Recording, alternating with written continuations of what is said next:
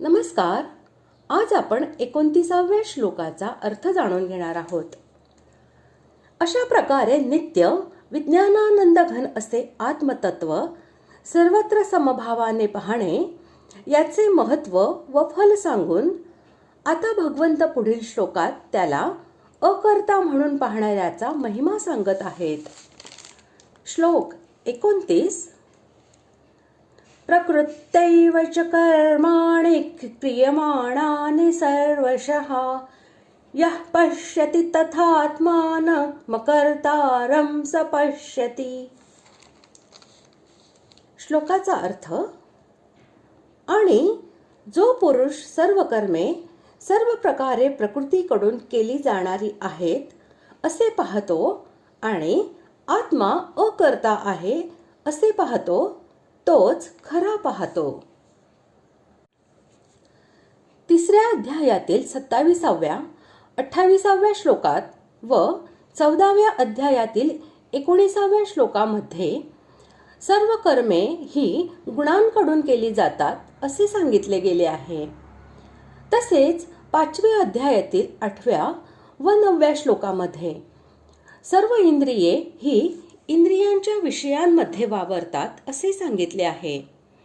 मात्र येथे सर्व कर्मे ही प्रकृतीद्वारा केली जातात असे पाहण्यास भगवंत सांगत आहेत. या प्रकारे 3 तऱ्हेचे वर्णन करण्याचे तात्पर्य असे की सत्व, रज व तम हे तिन्ही गुण प्रकृतीचेच कार्य होत.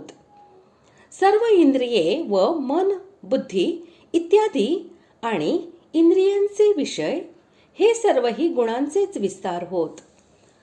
म्हणून इंद्रियांचे इंद्रियांच्या विषयांमध्ये वावरणे, गुणांचे गुणांमध्ये वावरणे आणि गुणांद्वारे सर्व कर्मे केली जातात असे सांगणे, हे सुद्धा सर्व कर्मे प्रकृतीद्वारेच केली जातात असे सांगणे होय. अशाच प्रकारे सर्व ठिकाणी वस्तुतः एकच गोष्ट सांगितली आहे. त्यात कोणत्याही प्रकारचा भेद नाही.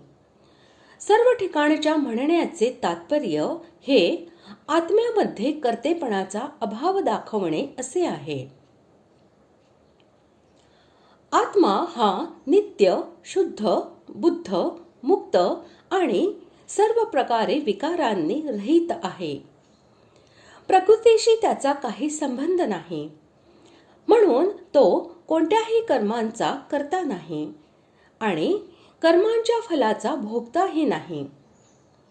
ही गोष्ट अपरोक्ष भावाने अनुभव करणे म्हणजे आत्म्याला अकर्ता असे समजणे हे होय.